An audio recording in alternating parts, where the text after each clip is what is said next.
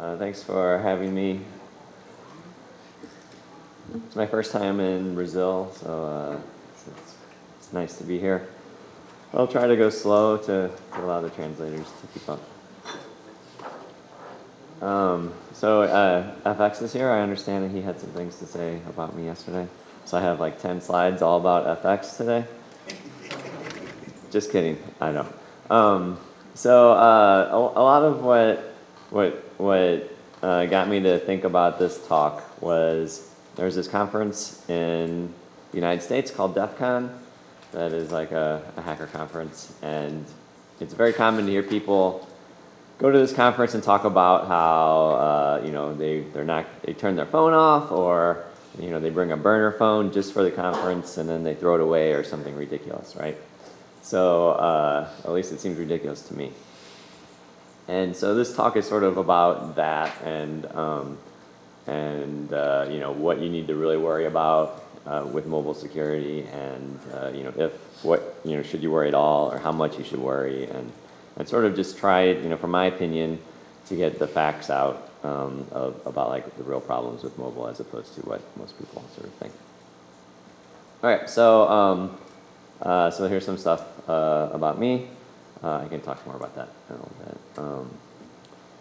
So here are, like, if you just Google mobile security, you'll find tons of articles about the threat of mobile security. So here's just some that I just grabbed off the internet. So it says things like smartphone cyber attacks to grow this year. This is meaning the year of 2013. And so these I all grabbed basically from December of 2012. So they're talking about this year, and you can already start to see that nothing really happened this year. So you can already see that they were sort of full of shit. So here's one that I actually got real recently. Mobile devices, the new front in threat war. Growing threat. So this one specifically calls out Android and says it's a malware magnet. So how you can protect yourself from mobile threats. So top of the list. So there's basically you never see an article that says there is no mobile threat. They always talk about how huge the mobile threat is. And this one was very important to me because if you can't watch porn on your phone, what is the point of having a smartphone? Right, so there's a lot of headlines out there, and reporters, they like you to read what they have to say, and I just want to see what I want to talk about what is reality, at least from my perspective. So just to show that I don't really hate all flashy news stories. Like I think news stories are okay even if they're a little flashy. So here's some more. So this one's about like the iPhone being exploited. This one's about Android. This one's about like SMS attacks. This is that hacking contest, fun to own.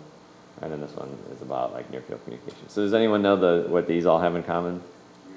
Yeah, so these are all about me. So all attacks I've done. And so like I like reporters as much as anybody, maybe more. But that doesn't necessarily mean just because I hacked the iPhone that you need to worry about your iPhone, right? So that's the difference. That's what I want to talk about. Is just because you see that there's a theoretical attack doesn't necessarily mean it's something that you have to actually worry about. All right, so what am I going to talk about? So first I'm going to talk about, it's very basic level, sort of what kinds of attacks there are. And then I'm going to talk about like why those attacks are different when you are talking about a mobile platform versus like your computer. And to do that, I'll give a little background on Android and iOS and how they are designed. And then I'll talk about actual problems that I think exist for mobile. And then I'll talk about sort of how attackers see it. And then finally, so today I say mobile isn't too big a threat, but maybe 2 years from now that won't be the case. And so I sort of talk about why things might change. Okay, so at the most very basic level, you guys all probably understand this. I'm like, let's talk about how attacks happen at all. So there's basically two ways that a bad guy can get code on your device or your computer or your TV or whatever. So one is that you download it and run it, malware, right? And the other is that there's some exploit involved. So this is, you're just sort of using the device like it's supposed to be used, but there's some vulnerability that allows an attacker to get code running on your device. So talk about each of those a little more.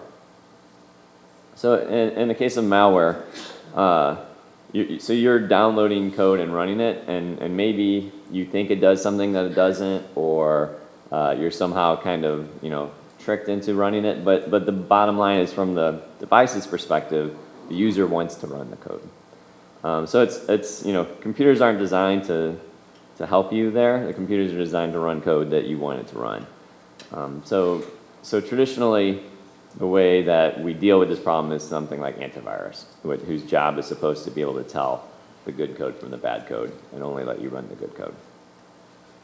And whether it works or not is a different story, but that's what it's designed to do.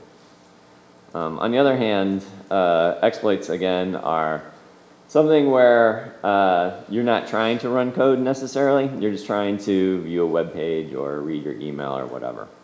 But because there's some problem with the software, you are exposed to letting the bad guy change what your program's doing to do whatever they want to do. And a lot of what happens at the end of that is the code will download some sort of software to run that the attacker wanted to do. So let's talk about how you can, what you can do to stop both of those things. So basically, there's a few things. If you want to stop malware from showing up on your phone or computer or refrigerator or whatever, there's like a few basic things you could try, a few tactics. So you can make it hard to get it on in the first place. You can limit what it can do once it's there. You can limit how long it can be there. So like if you had malware on your computer, but after 5 minutes it stopped working, like that would be bad, but not too bad. And then finally, you can watch it and try to detect when it does something that you think is bad. On the exploitation side, you can try to make your software that you're using not have vulnerabilities or have fewer. You can make it hard when there is a vulnerability to actually exploit it, and this is basically what the industry has spent a lot of time doing lately. Like they've sort of given up on finding all the bugs, and then they focus more on making it hard to actually do the exploit. Then you can limit what the compromised software can do, and so this is the ideas of like sandboxing and so forth. You can make it hard to persist. So this is the idea, like we'll talk about this later, but like on the iPhone, like unless you have chained together like multiple things, typically like if you restarted your iPhone, the payload would go away. So and then we'll talk more about the persistence even in the Android case. But anyway, so you can make it to where it's hard to stick around forever. And then finally, you can try to detect things. It's like if your phone starts calling out to China, like you can alert the user or something. So then if you want to, you can really read that, but it's the same things I just listed, except I talk about the things that you as a user can actually do versus like what Apple or Google or something can do. So you'll notice that like basically you can't do anything. The only thing you can really try to do is detect problems. So you're not going to be able to make mobile Safari have fewer bugs, and you're not going to be able to make it harder to exploit in Android. These are all things that the device manufacturer can do, but you can't as a user. So it just goes to show that there's not much you can really do except I guess pressure your vendors into doing better. So let's shift and start talking about, so that everything I just said is true for computers or mobile devices or whatever. So let's talk about why mobile devices are actually different than computers when it comes to malware exploitation or anything like that. So did they even, does anyone know what Raiders of the Lost Ark even is? Is that the Brazilian thing that you guys have seen?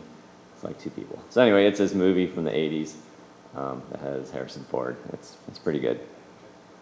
He travels around the world as an archaeologist, I don't know, collecting things. I don't know what it's really about, but in the end, he's like pretty cool. So anyway, so back in you know, when computers were sort of coming into existence and people were starting to get them, there really was no security like thought about. It was like these are devices that you want to program and run code and you know, when you could download something, when it was like when you got something, you just ran it and that was it. And there wasn't even really antivirus, and there definitely wasn't like, you know, memory randomization or anything like that. It was just, they were very simple and that was it. But if you move forward to, you know, more recent times, and so I call out specifically 2008 for a reason I'll talk about in a minute. Things had changed a lot, right? So we at least had an idea of what we wanted from security. We weren't like super good at it, but we at least knew where we wanted to go. So we had things like, you know, security built into the software development lifecycle. We had antivirus, of course, by then. That was working, you know, the salespeople will tell you it works very well. You know, we'll tell them it's okay. And then exploitation had really moved on to a point where you didn't see a lot of exploits in things like, you know,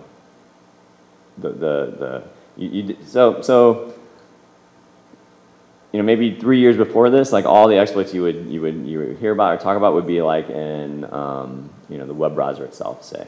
But those had gotten significantly harder recently in this time period to do that. And so a lot of the exploits that you were seeing at this point were in like third-party plugins like Java or Flash or something like that.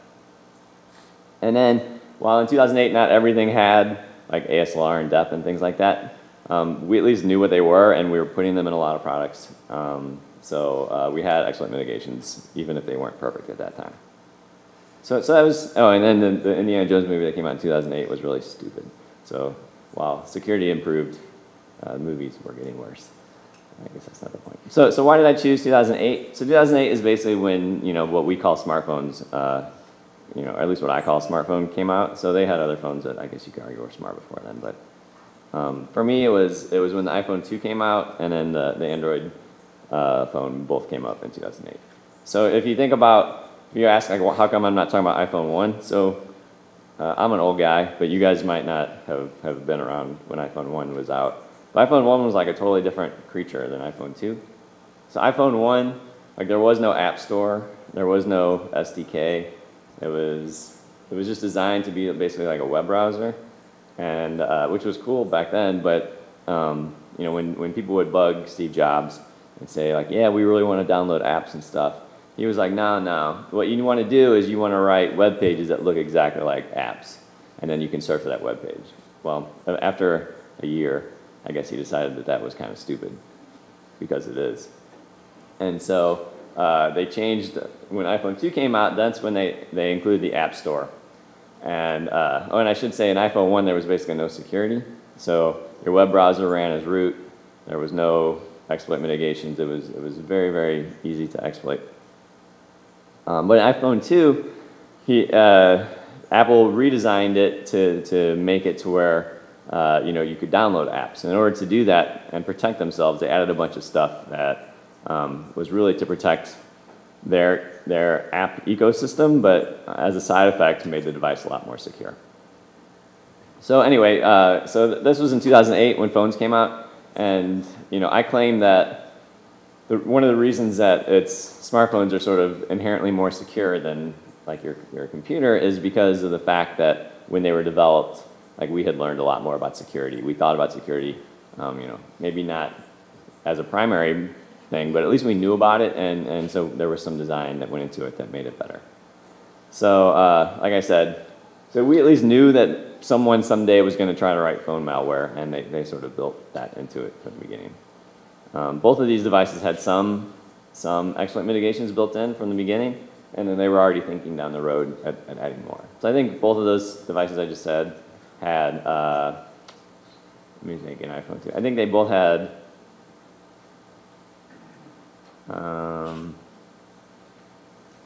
maybe they both had depth but not ASLR or something like that. But anyway, now they both have both, so it doesn't really matter.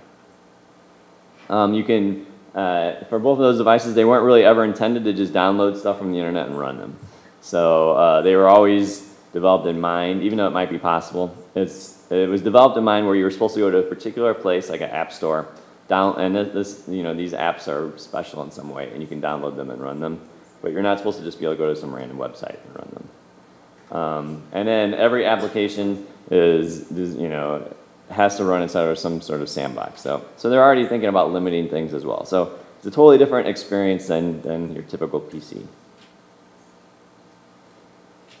The exploitation is harder in a lot of ways too. And again, some of these are maybe accidental or companies sort of arguing over turf wars or something that made it this way. But the end result is that it's harder. So the attack surface is smaller. You don't have Java running on your mobile browser. You don't have Flash and stuff like that. And so there's just less code that we know how to look for bugs and then write exploits in.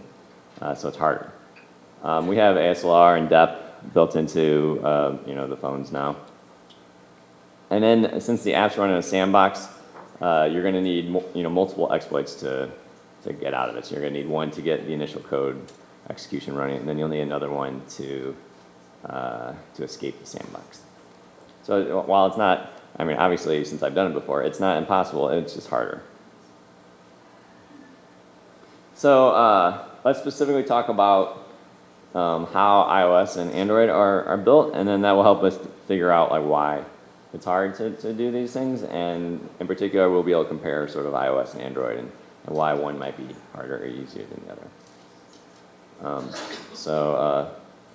Anyway, so this quote I have here is sort of about the difference. It all sort of boils down to a difference in philosophy. So Apple is sort of very much wants to be in control of everything on your device, and sort of as a side effect they get security from that.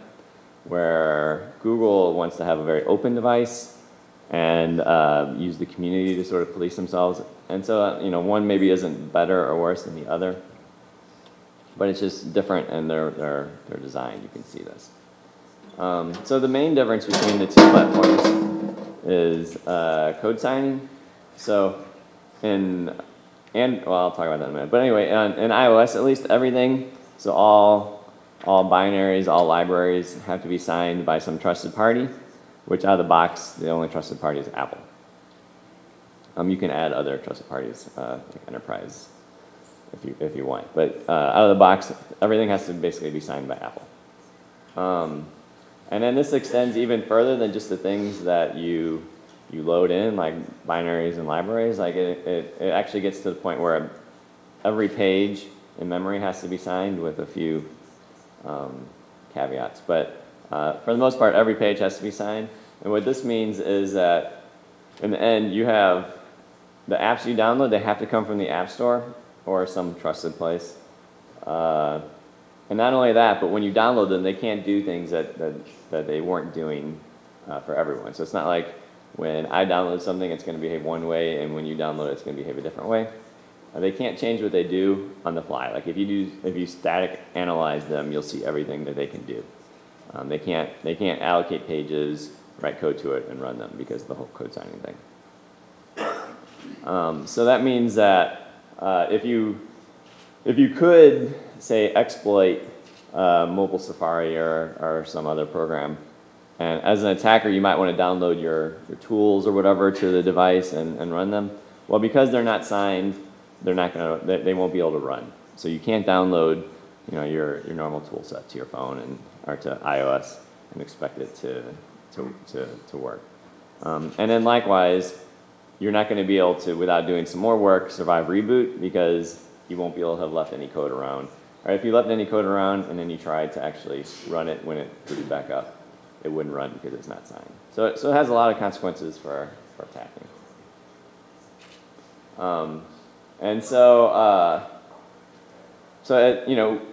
at some point you can imagine chain together some sort of exploits, one that gets code running, then you can have maybe a second one that breaks out of the sandbox, and then maybe a third one that gets you root. Even if you did all that work, you're still not going to be able to survive a reboot because none of your code is going to be signed. So you have to actually do more work than even that to survive. So you have to basically be able to turn off the code signing if you want to survive a reboot, which involves more than this. So you can see, like, that's a lot of work. So what about the apps? So can you maybe, since exploitation sounds really hard, maybe we should focus as an attacker on malware, so like getting bad apps, people to run bad apps. So what sort of protections do apps get? Well, they have to run as user mobile. They run in a sandbox. For some things like contacts or photos, they have to ask the user permission. They have to be signed, of course, and they can't change themselves. So there's a lot of restrictions on what your app is going to be able to do. So even if you can get something into the App Store, it's going to be limited in the things it can do. And so getting things into the App Store is kind of a pain too. So you have to have an account in the App Store, and that's going to cost you like $100. And also they have this thing where you have to verify who you are. So you need a credit card, and then you also need, in some cases, if you can see this window, sometimes you need something else, and they're not really clear on what that is. Like maybe you have to like call them or something, I don't know, but the fact that they don't tell you exactly what you need to verify yourself is sort of scary if you're an attacker.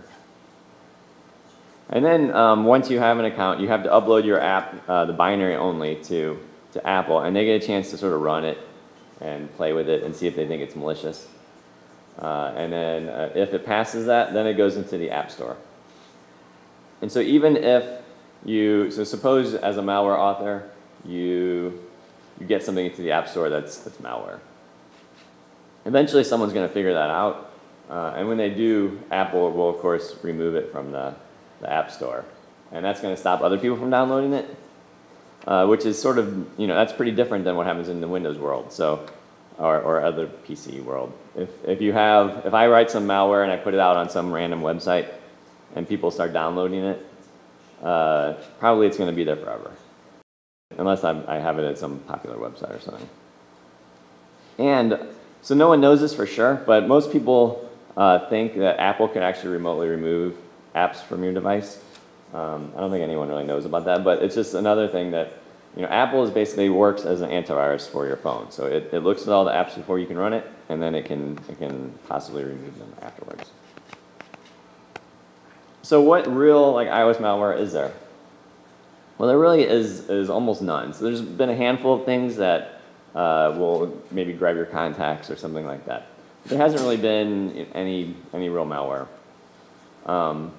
So if you wanted to write malware that would grab your address book and send it up to some server, and you're okay with the user having to click OK, you could do that. If you wanted to do something more complicated than that, you would have to build an exploit into your app.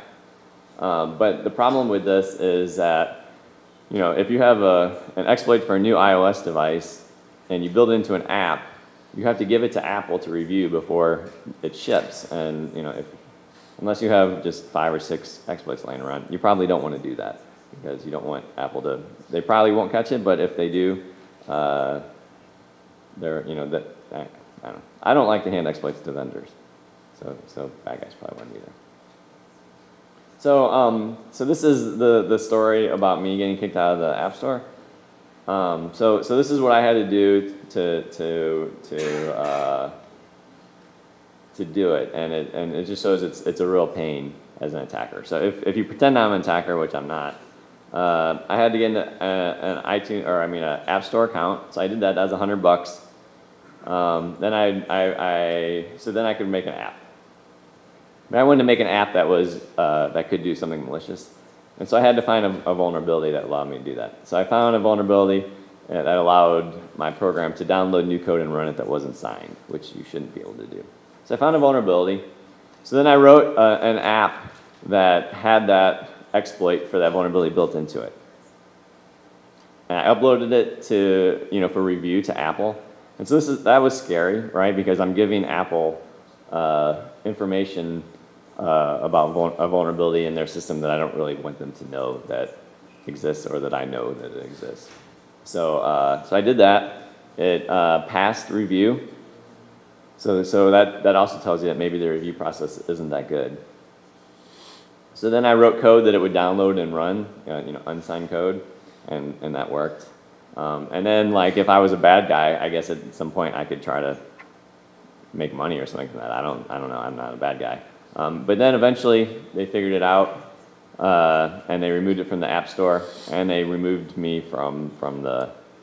They took away my account. So I lost $99 from that, and I didn't get anything out of it, right? So as an attacker, I'm terrible.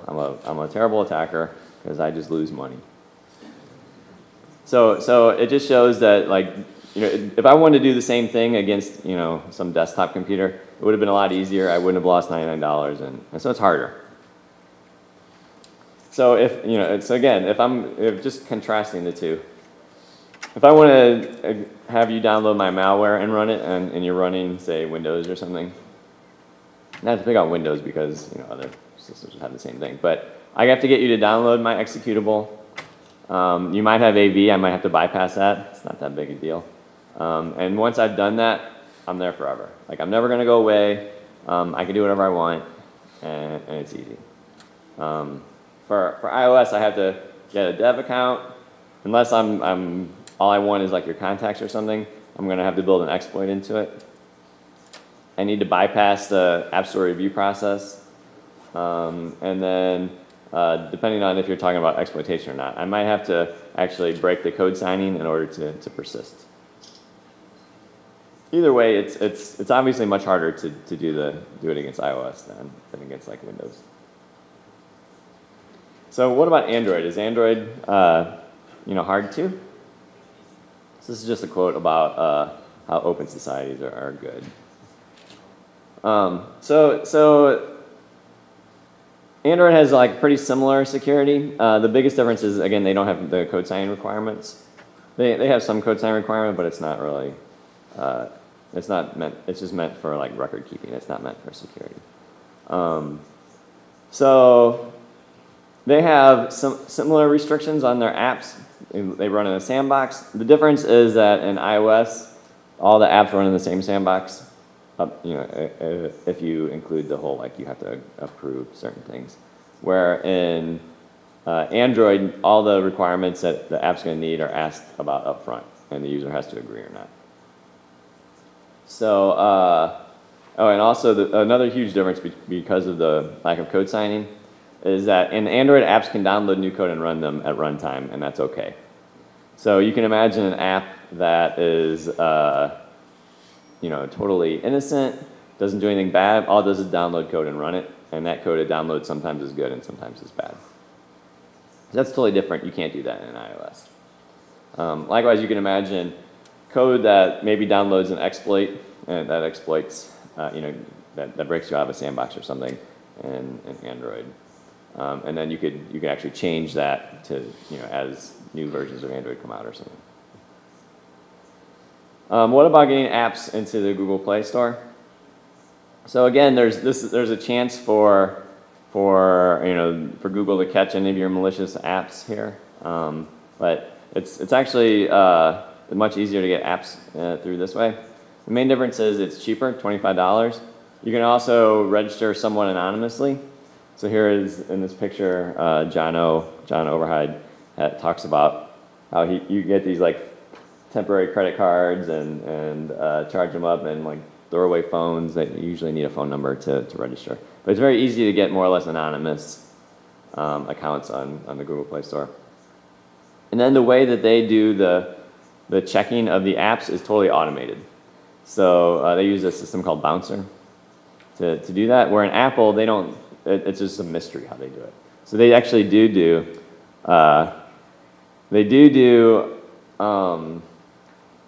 automated analysis at Apple as well, and people have talked about that. But there's also some mysterious, potential hand.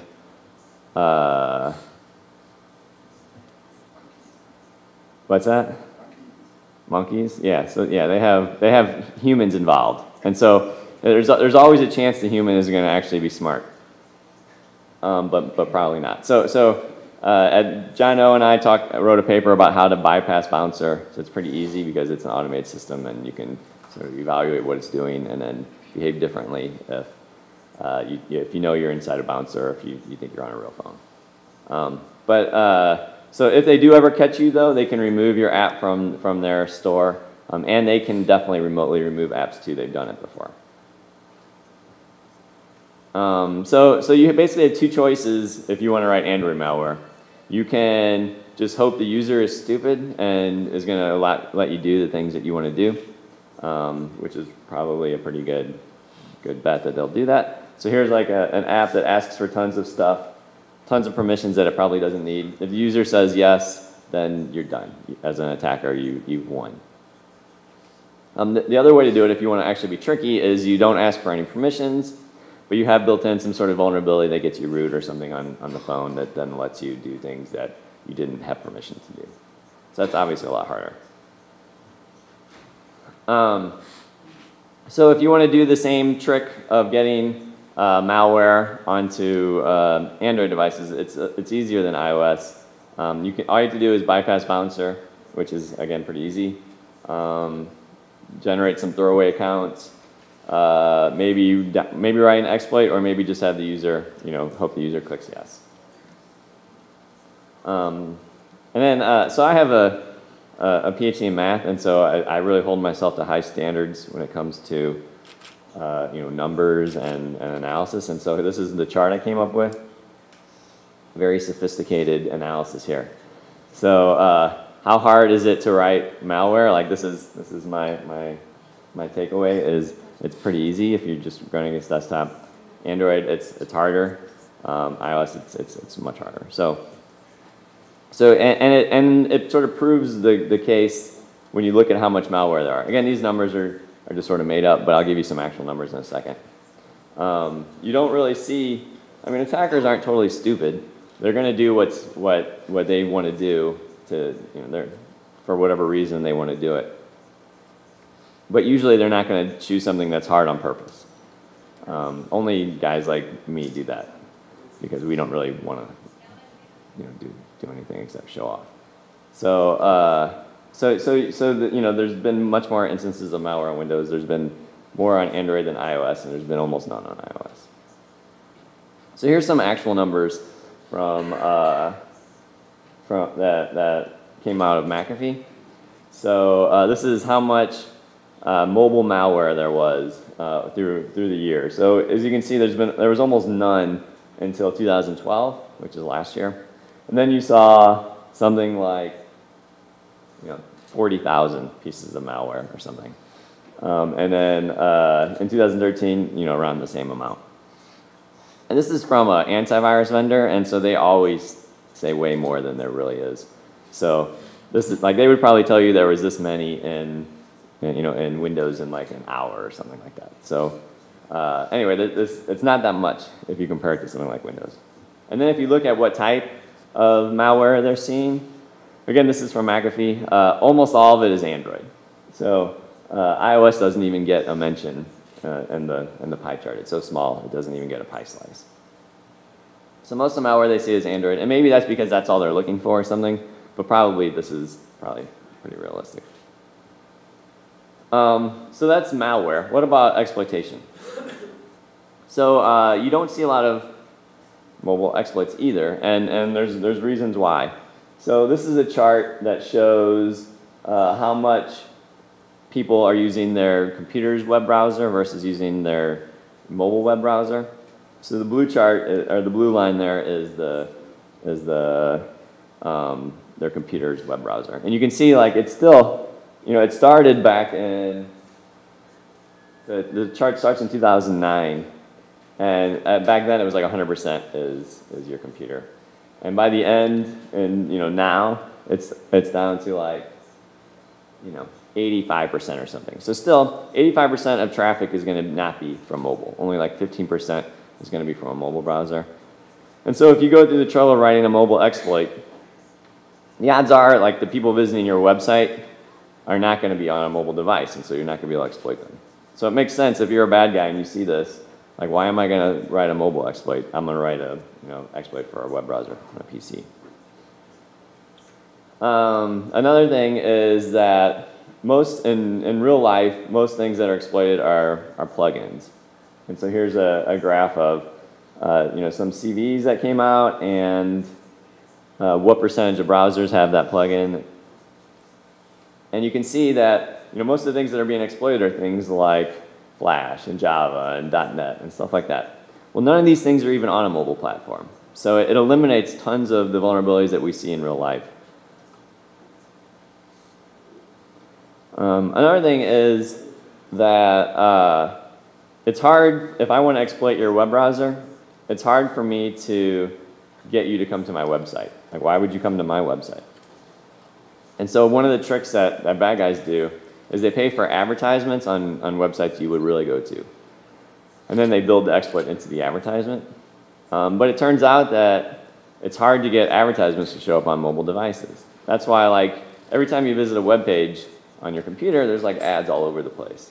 But on your mobile browser, you'll notice there's usually not any sort of ads like that, sometimes.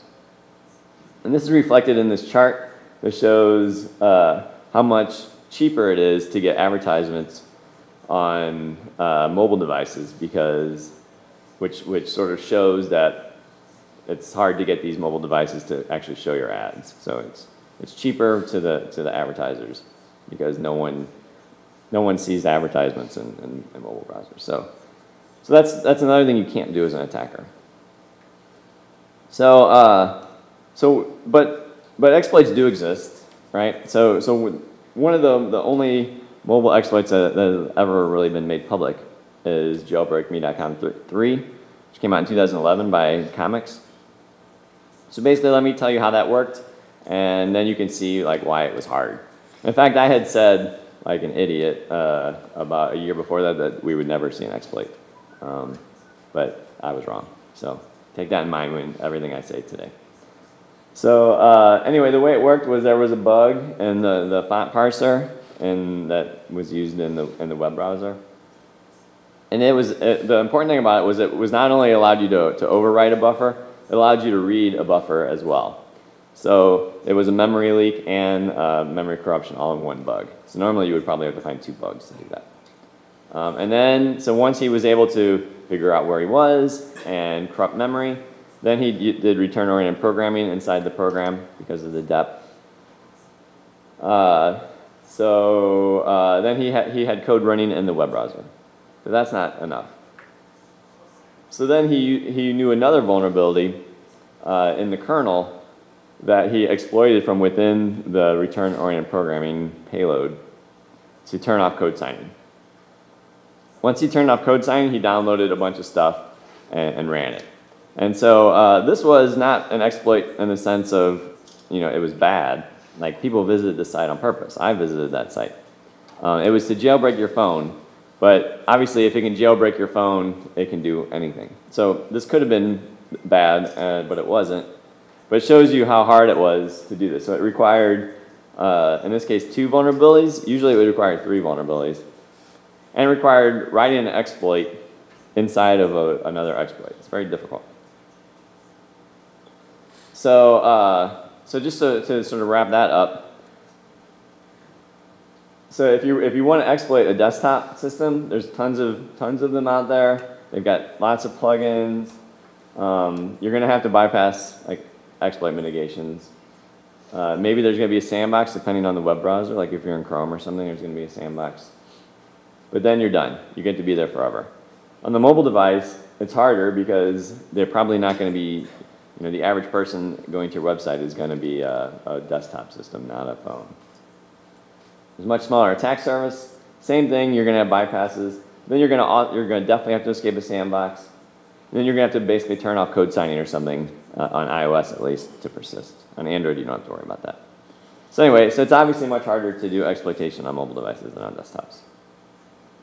But you might say, hey, Charlie, what about all the things that, there's more attack surface on mobile devices because you have things like, text messages that you don't have on a desktop. You have, baseband attacks, and you have, near-field communication. So there's lots of things that mobile devices have that PCs don't. And so maybe that makes up for it. And I say, no, that's not true. So like I had that, there's been like 2 SMS attacks I can think of. Never, always by researchers, never in real life. There's been a few baseband attacks. I don't think there's been any in real life for that either. In fact, there's only a couple researchers who really know how to do that. I'm not one of them. And then NFC, again, there's been maybe 2 or 3 exploits in real life. All right, 2 or 3 exploits, all written by researchers, not by actual people who are trying to attack you. So while there is more attack surface, again, we haven't seen attacks against it. So let's do some more digging into this to see whether I'm just full of shit or not. So you can't really read that, but this is a list of all the exploits that we've seen inside of this thing, this toolkit called Black Hole, which is something like black hats use frequently to exploit browsers. And so if you'll notice, these are all CVEs and things like PDF renderers or Java or other kind of plugins. But the point is, none of these exploits that are in this well-known toolkit work against mobile devices. They're all for PCs. What about Mezploit? Well, Mezploit, with the exception of a couple things that work against like iPhone 1, there are no exploits for mobile devices. This very well-known Operation Aurora that happened a few years ago, that was an exploit against web browsers, but it wasn't against mobile devices. It was just web browsers. What other mobile exploits have there been? Well, I've done a few. There was one at a conference called RSA, like a year or 2 ago. Obviously, opponent owned, there's a lot of exploits. Jailbreakme.com we already talked about, but that's it. Like, you don't see, there's really been no cases of malicious mobile exploits ever. So it's, to be worried about this is to be very paranoid, I think. And what about in real life, like real attacks that have happened? You guys might not know about these as much since they're all in the US that I know about. But like earlier this year, I think, New York Times got hacked. So Facebook got hacked and then a bunch of stuff got stolen. Apple got hacked. Microsoft got hacked, all in the same attack. And Twitter did too, but we're not talking about that. So these all got hacked, right? So how did the attacker get in? Did they attack their mobile devices? No, it wasn't mobile. It was just your standard. It was exploits against web browsers on desktops. So in real life, as far as I know, there's never been an attack that's been traced back to a mobile exploit. So why are we so worried, right? Is there something that actually, so I'm trying to tell you there's nothing really to worry about now. But are there some things we should be worried about? And I say, yeah, there's basically 2 problems. One is users are not so smart, and the other is Android fragmentation, which is like a pretty bad issue.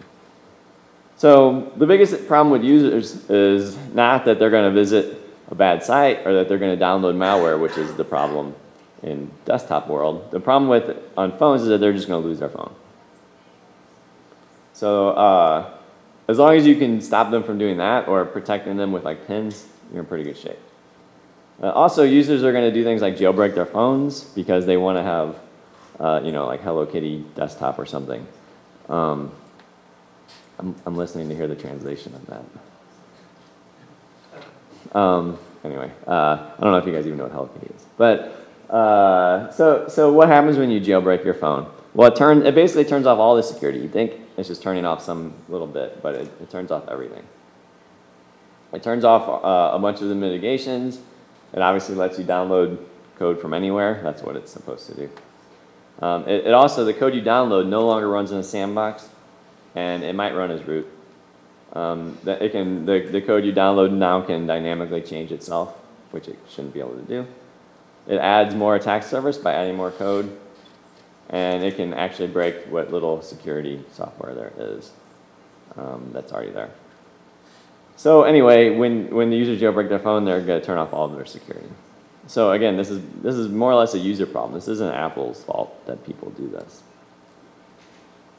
So yeah, so if you jailbreak your phone, you basically go back to desktop security or worse.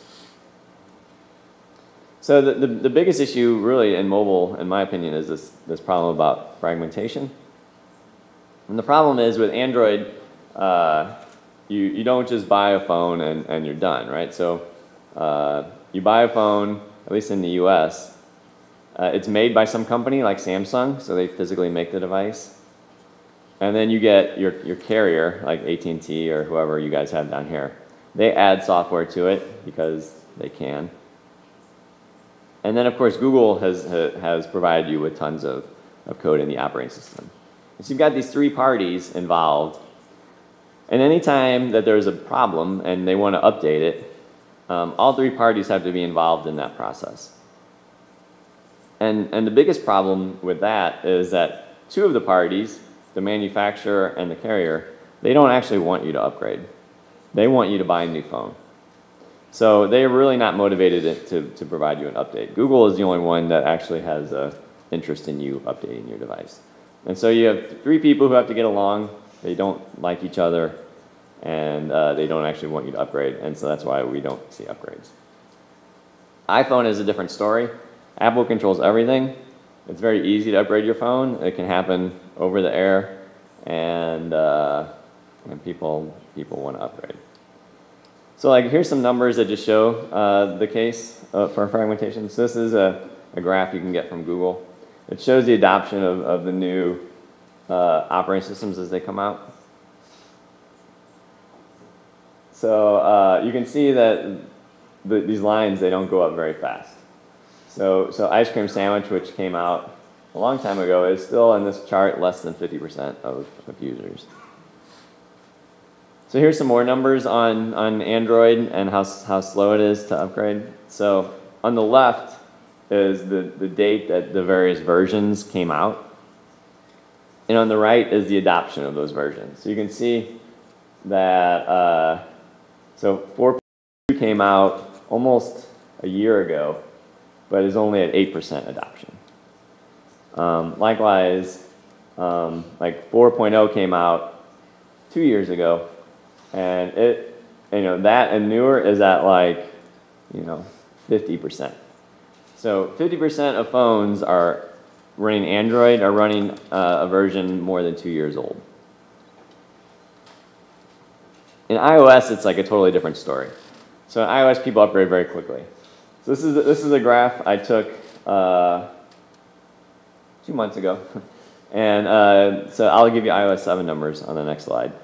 But here, so version 6 came out about a year ago, and 92% of users are on version 6 when this came out. That's a big difference. In iOS 7, so that obviously that just came out 2 weeks ago or something, and you can see that already like over 60% of users are on iOS 7. So in 2 weeks, you've got 60% of people already upgraded to the new version of iOS. So that's very different than in Android. And then, for the few pieces of malware that have involved exploits. So Gingerbreak was one that allowed you to get root, and so that affected up to 2, 3, 4 in Android. But it still affects somewhere between 2 and 33% of devices, even though this exploit is 2 years old. The exploit I talked about earlier, jailbreakme.com 3, it affects iOS up to 4.33. It came out around the same time, and it only affects 3% of devices.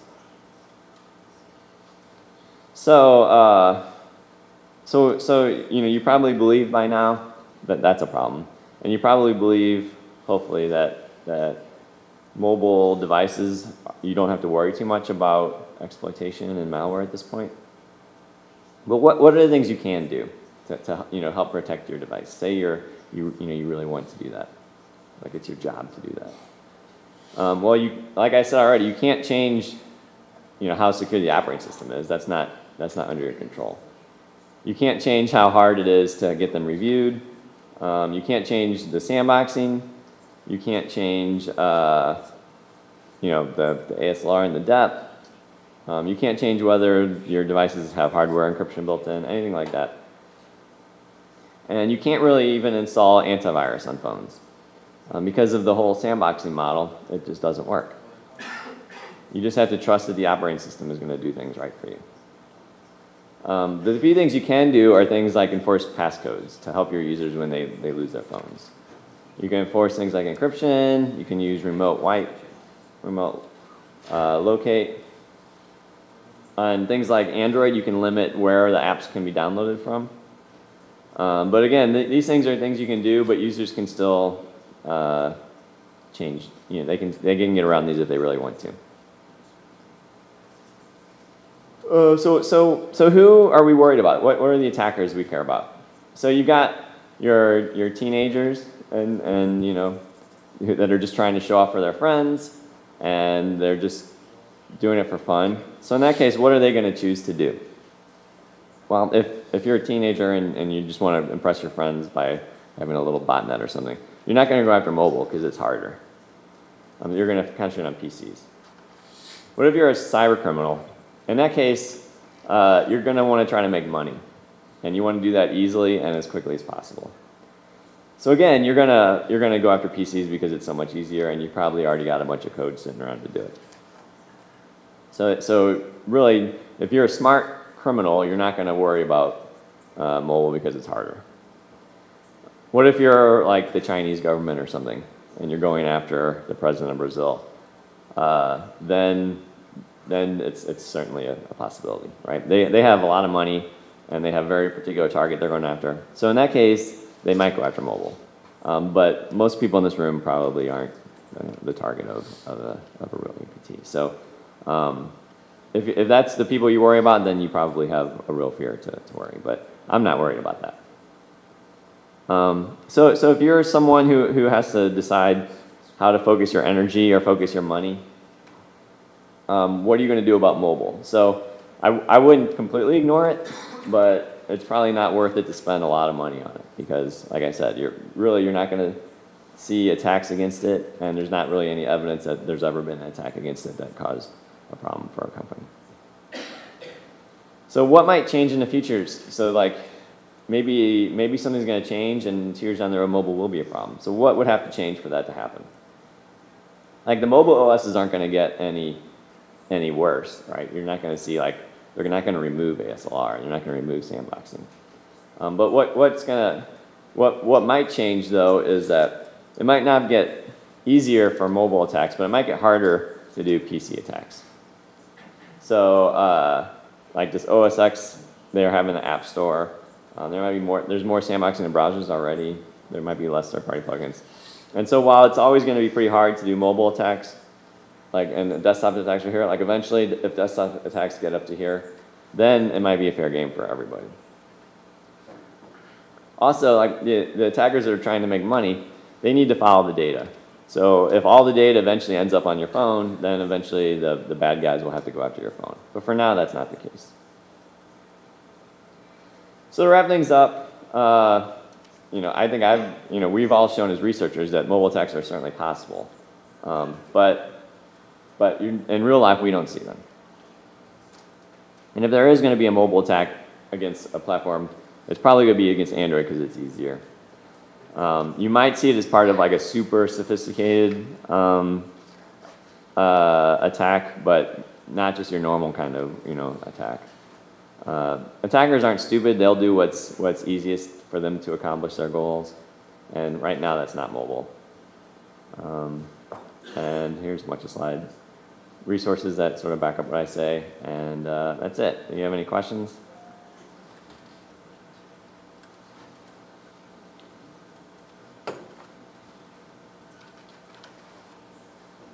Well, I'll be around. If you have questions, just come up to me and we can chat.